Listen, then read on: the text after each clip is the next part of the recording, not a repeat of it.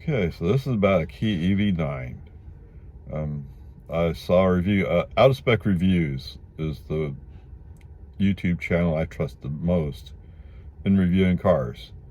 And Kyle does a really great job of describing every little thing you might want to know. Anyway, he was test driving it. He got it from the local dealer up there in Colorado where he is. Anyway, he was describing in very enthusiastic terms.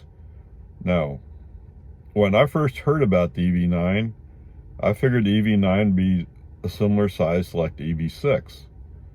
So that's not going to work for me. So I was kind of down on it. But he was talking about how much bigger it is, and I went to go see it in person in Round Rock, and yes, it is bigger. So it's fairly reasonable. Anyway, this video is about that. Okay guys, well, Round Rock Kia says they have it. Here's one of them. There you go. It's an EV9. And yes, like Kyle said, I'm surprised how tall it is, or how big it is. It is big. I thought it'd be more of a regular sized car, and it's not.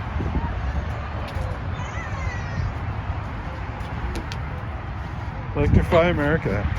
Whoa, whoa, whoa. Scan back. Okay. And there's the sides.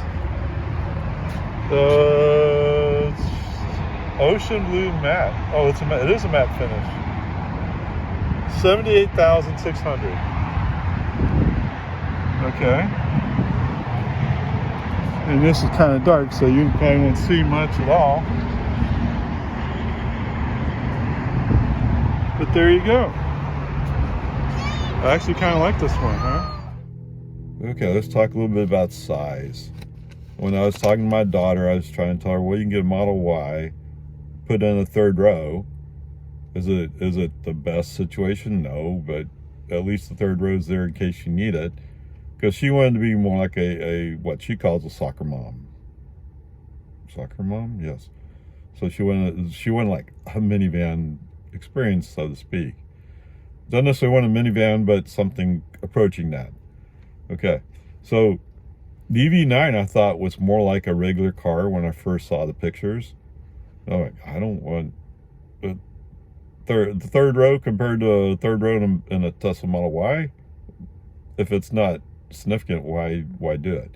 Okay, so this car, this EV9, is much bigger than I thought it would be. So my Model Y is 187 inches long.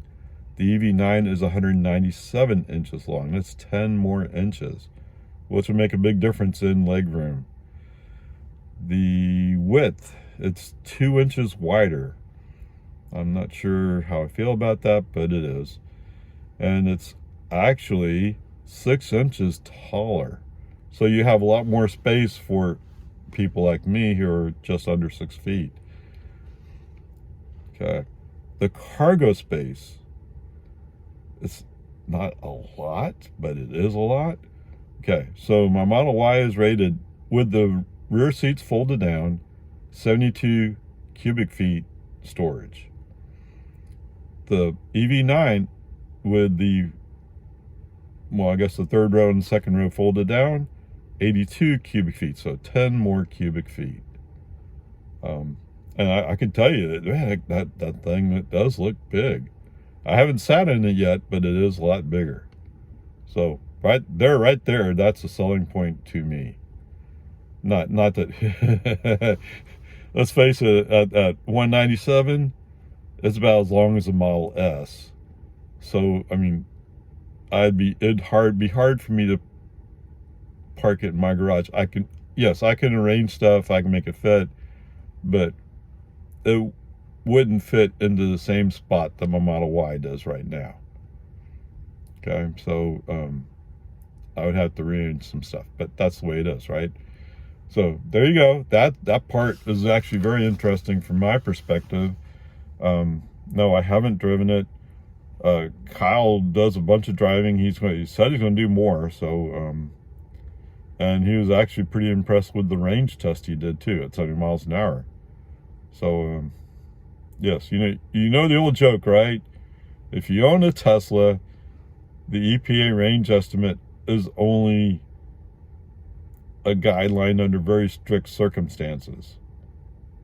And I've only beat it once, and I've never even come close at any other time. Yes, if you go in 75, 80, even 70, you're not going to get anywhere near the 330 that Model Y says it can do, according to the EPA guidelines. But the same thing has been true with gas and diesel cars, right? I mean, it's a guideline. Anyway, there you go. That part.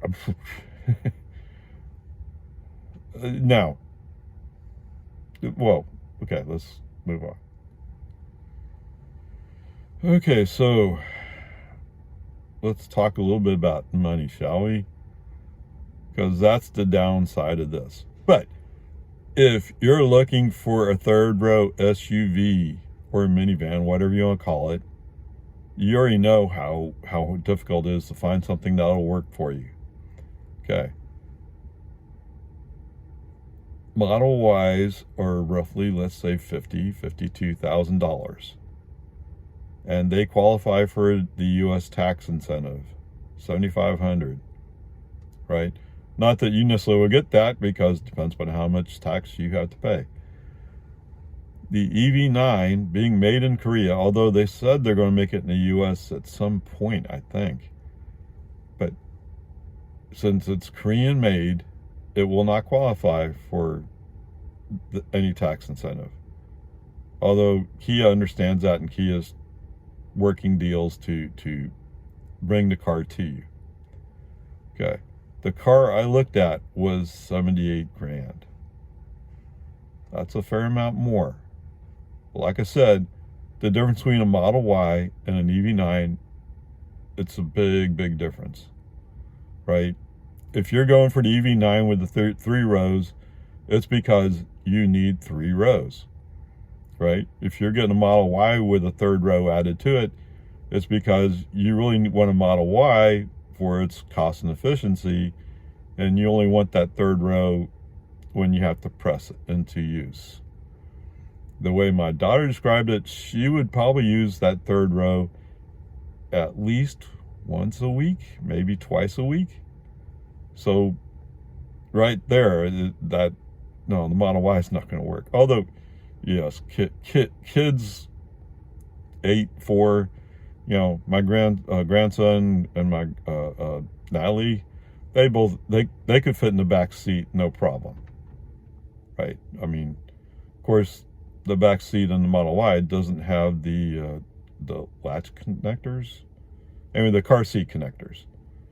So that's kind of a downside there.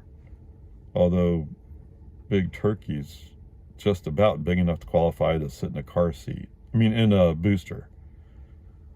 And Luke is he didn't use a booster when he was here, so he's that big now. Okay, anyway, we're talking about the cost. So the thing is, yes, is there a cheaper EV9? Yes, you can get a rear-wheel drive. I thought it was right around 68. I'm sorry, I don't remember exactly, but it has the smaller battery pack, as they call it, which that battery pack compares to my Model Y. Okay, so the battery pack in the rest of the line is much bigger. It kind of gives you an idea of what to expect.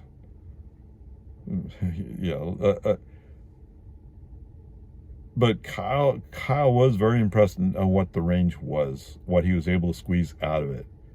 Now, would I have done it that way? No. If I was down to 0, I would have pulled over. Well, no, I have gone past 0, but not much. I've gone past 0 saying it's only 2 miles away or 3 miles away. Not 40 or whatever it was he drove. That's crazy. Okay, whatever. Peace and harmony. So, in my daughter's situation, I would say yes. If you want to go EV, this should be on your list of things to review. How is it compared to an R1S? I think the R1S is still significantly bigger. I don't remember exactly. But the R1S is basically based on the truck, the R1T. Although it is shorter, it's still kind of like that style. And actually, to be fair, the EV9, although it's car-based, minivan-based, is still very similar in dimensions, I think. So, there you go. I'm not trying to compare it to, it's just the only other one I know that you can, well, I guess Mercedes has some third row seat options, but we're starting to get up there in cost, and I don't want to build up cost more than I have to. Anyway, there you go. Should it be on your list if you, for lack of a better word, legitimately need a third row because of family size or whatever it is you have? You should test drive it. You should look at it. Definitely. Should you go GT? Was it GT Line? GT Sport? GT Line, I think it is. I think if you walk into a Kia dealership, you're going to find GT Lines mostly, which is top line at the moment. And chances of them having a wind rear-wheel drive is pretty slim. Although the range on that one would give most people pause. Well, but I need to be able to drive all the way to Houston and back. No. Come on, man. No, you don't. And even if you do, you can manage stopping. Now, Kia, Hyundai have signed up to do NACS, North America Charging Standard, which means they're going to convert to the Tesla connector, basically. Although there is now a new standard, SAE 3400, I believe. So they have, or they're working on publishing it. And I think Kia, Hyundai have said that they'll have NACS connectors in 2025. I'm not saying 2025 to make you stop. In theory, you can get an adapter and you can connect up. My viewpoint, I think anybody who thinks reasonably about it would say, if you're going to be traveling to places like Houston, Dallas, where you're going to have to charge, why are you not using a Tesla? However, I'm talking to you guys who really legitimately need that third row. Now, do you really want to drive a 3-row vehicle to Houston? I mean, it's possible.